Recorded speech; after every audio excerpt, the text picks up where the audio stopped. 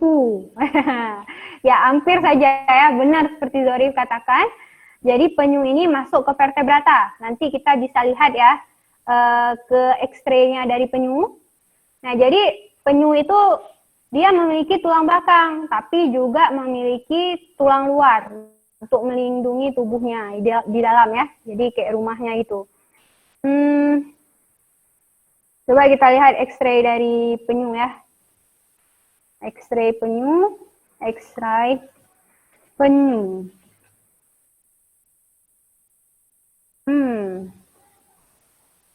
Enggak. Penyu bahasa Inggrisnya apa sih, Nibras? Turtle, Miss. Apa? Turtle. T-U. T-O, turtle. Kura-kura juga? Turtle. Ya. Nggak ada gambar yang pas kayaknya ya. Nggak bisa kita lihat dari X-ray ini. Kemarin tuh ada gambar yang bagus. Vertebrata. Nah ini bisa kita lihat lah ya. Dari gambar yang biru ini. Bisa kita lihat bahwa si penyu itu dia memiliki tulang leher, tulang belakang, sampai ke ekor ya. Jadi mereka termasuk vertebratanya. Yang kuning-kuning ini ada yang tahu apa nih? Telur. Enggak. Iya, benar, telur. Lanjut ya. Nah, berarti anak-anak ibu alhamdulillah udah mampu nih menjawab soal-soal di uji kompetensi tadi ya. Jadi sudah mampu membedakan yang mana tulang belakang dan tulang maksud ibu sudah mampu membedakan hewan invertebrata dan vertebrata ya. Pokoknya diingat aja, yang invertebrata tidak memiliki tulang belakang, yang vertebrata ada tulang belakang. Yuk, let's go. Lanjut lagi kita bahas tentang vertebrata ya. Nah, ini karena materinya terlalu banyak ya, jadi kita sambung aja nih anak ibu. Yang tentang tulang belakang tadi udah beres, sekarang kita fokus ke invertebratanya. Nah, invertebrata yang paling pertama, tingkatannya paling rendah itu adalah porifera. Ya, ini dia si SpongeBob dan kawan-kawan. Ya. Nah, jadi ciri-cirinya apa? Seperti namanya, mereka memiliki pori-pori yang besar seperti spons. Hidup di perairan tropis, ingat ya, di tropis, menempel atau disebut juga dengan sesil pada substrat, misalnya di batu-batu ya, mereka menempel di batu, di tempat lah, di sesuatu tempat mereka tuh harus menempel. Kemudian warna tubuhnya juga bermacam-macam. Contohnya ada Eumospongia, ini dia, ada Demospongia, ini dia. Ya, warnanya ada merah dan masih banyak warna lainnya. Nah, anak-anak ibu, mereka ini sangat sederhana. Cuman ada sistem saraf tadi ya, ototnya pun tidak sesempurna otot kita. Mereka juga ada sistem pencernaan. Nah, mereka mengambil makanan itu dengan cara menyerap air-air yang ada di sekitar mereka. Jadi air-air itu kan mengandung makanan. Jadi mereka serap tuh makanannya melalui pori-pori mereka. Kemudian setelah mereka membuang sisa-sisa makanannya itu melalui pori-pori yang besar ada di tengah ini. Coba perhatikan, ini ada pori-pori di tengahnya ya. Jadi mereka serap makanannya dari samping-samping ini, kemudian sisanya dibuang melalui pori-pori yang besar di atasnya. Seperti itu, simple sekali. Ya, simple sekali. Lanjut, ada Cnidaria. Cnidaria dan Porifera ini hewan yang hidup di laut ya, mereka hidup di laut, banyak jumlahnya. Cnidaria memiliki rongga tubuh. Nah, berbeda ya dengan si Porifera tadi, mereka sudah memiliki rongga tubuh dan tentakel untuk menangkap mangsa. Nah, ini contohnya ubur-ubur dan anemon laut ya. Pada tentakel terdapat sel-sel penyengat.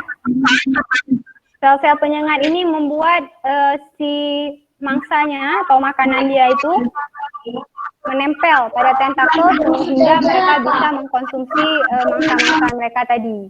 Ya, itu syaratnya. Mereka punya tentakel, tentakelnya itu bersengat ya atau beracun. Cnidaria ini menempel pada batu karang, coba lihat anemon ini ya. Disebut juga dengan polip dan ada yang membentuk seperti payung disebut dengan medusa. Nah, ini dia ya. Medusa hidup di perairan dan menempel pada batu karang. Contohnya ketiga hewan ini. Nah, uniknya pada Cnidaria ini mereka memiliki dua bentuk tubuh dalam hidupnya. Kalau kita kan dari bayi, tubuh kita gini-gini aja kan? Tak berubah ya. Tapi kalau Nidariya ini, mereka memiliki dua bentuk tubuh dalam hidupnya. Kita lihat dulu ya, ini dia. Siklus hidup. Ini, Hidra aja dah namanya. Hidup lagi. Bu. Hidup ya. Bukan C. Itulah ibu nih. Tunggu bentar ya. Nah, ini aja deh kita lihat. Nah, coba perhatikan nih ya. Jadi mereka itu bentuk hidupnya yang pertama ini seperti anemon ini ya, menempel pada batu karang. Kemudian mereka bisa bereproduksi dengan dua cara, seksual dan aseksual. Pertama, bereproduksi secara aseksualnya mereka dengan membentuk tunas. Nah, ini tunasnya itu tumbuh di samping-samping mereka ya. Dari tunas-tunas itu nanti akan muncul gamet jantan dan betina, bisa kita bilang sperma dan ovum. Ya, sperma dan ovumnya itu bentuknya seperti ubur-ubur ini. Ya, nanti mereka tumbuh menjadi ubur-ubur jantan dan ubur-ubur betina. Ubur-ubur jantan akan menghasilkan sperma, ubur-ubur betina akan menghasilkan ovum, kemudian terjadi perkawinan, dihasilkan lagi lah anemon yang baru. Seperti itu anak-anak ibu. Ya, jadi mereka ada dua bentuk tubuh dalam hidupnya. Unik ya. Mungkin nanti bisa jadi sumber inspirasi apa ya, teknologi atau apa, obat-obatan apalah nanti kan. Bisa dipahami kira-kira anak-anak ibu? Ini tidak perlu dihafal ya, ini cuma sekedar info saja agar kalian tahu bahwa seperti itulah ubur-ubur. Mau lihat videonya biar lebih paham? Mau, Bu. Mau ya, kita lihat dulu. Mau, Bu. Boleh. Sepertinya video di mana ya? Di sini. Oh, bukan. Di tempat tadi memang. Ya, coba kita lihat.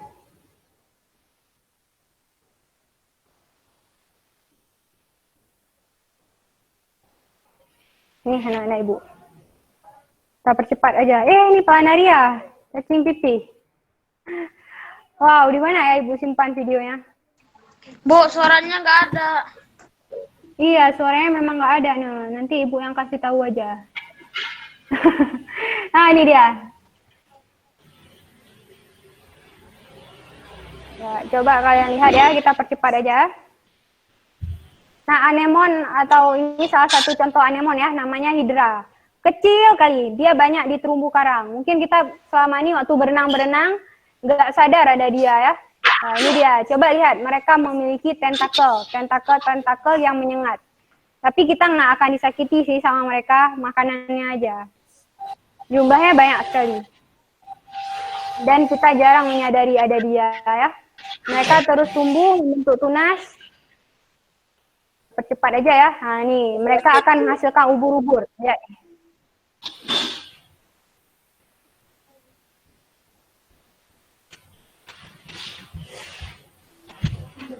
Nah, keluarlah satu ubur-ubur.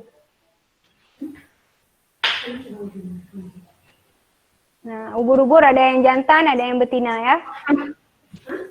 Nah, itu dia ubur-uburnya. Ubur-uburnya terbang, berenang ya. Oh, terbang. Nah, nih akhirnya mereka udah dewasa. Jadilah ubur-ubur yang besar.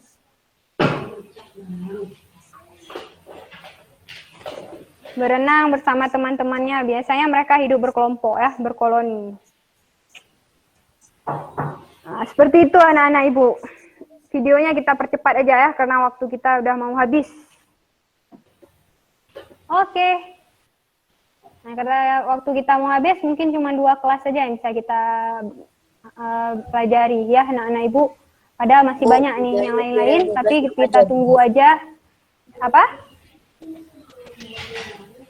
Videonya kirim ke Yuk, terakhir nih. Iya, nanti ibu kirim pastinya, oke? Nah, ini ada fakta ya, sebelum kita tutup, ini ada fakta menarik terkait dengan Porifera dan Cnidaria. Porifera dan Cnidaria itu sering disebut dengan terumbu karang atau coral reef, ya.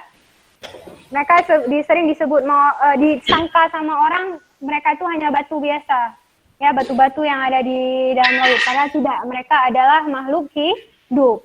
Nah, terumbu karang tumbuh 1 cm per tahun. Jadi kalau misalnya kita lihat di Sabang ya, di Sabang tuh kan di Pulau Rubiah ada terumbu karang yang besar kali seperti gunung ya di dalam sana.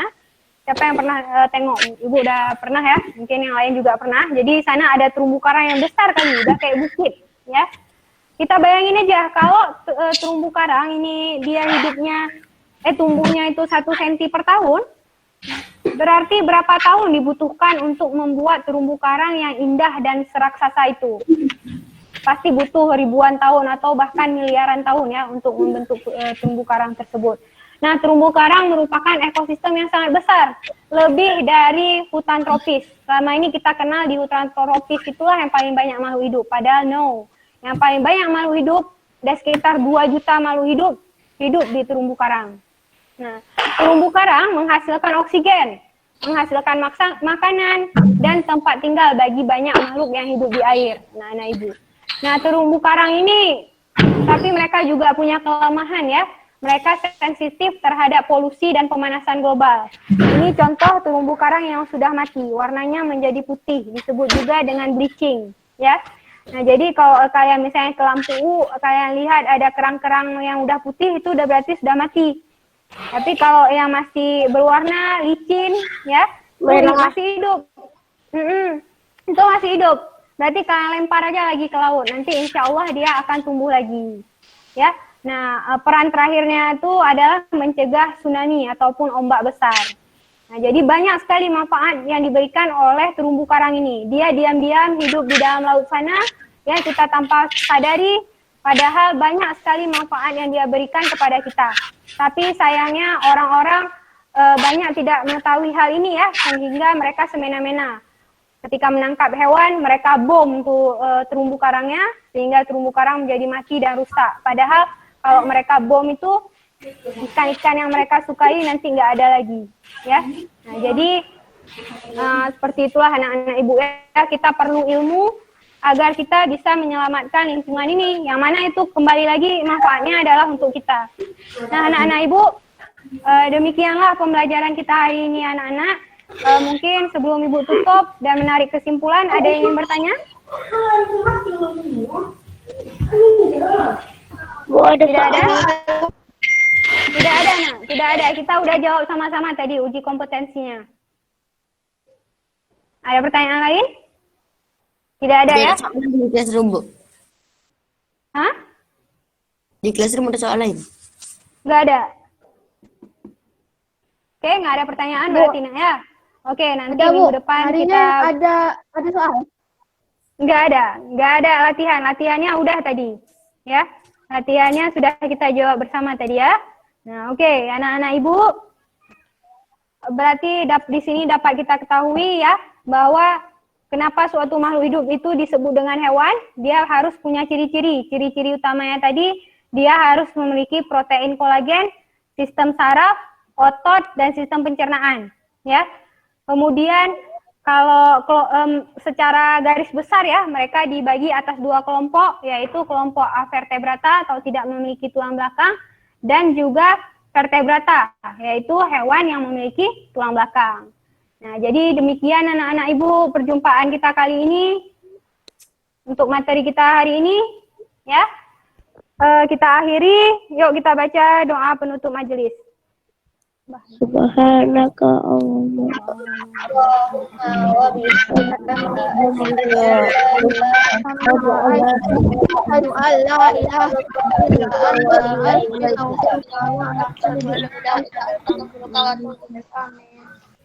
Amin ya rabbal alamin. Oke anak-anak ibu, sampai jumpa lagi minggu depan ya. Ibu akhiri, assalamualaikum warahmatullahi wabarakatuh.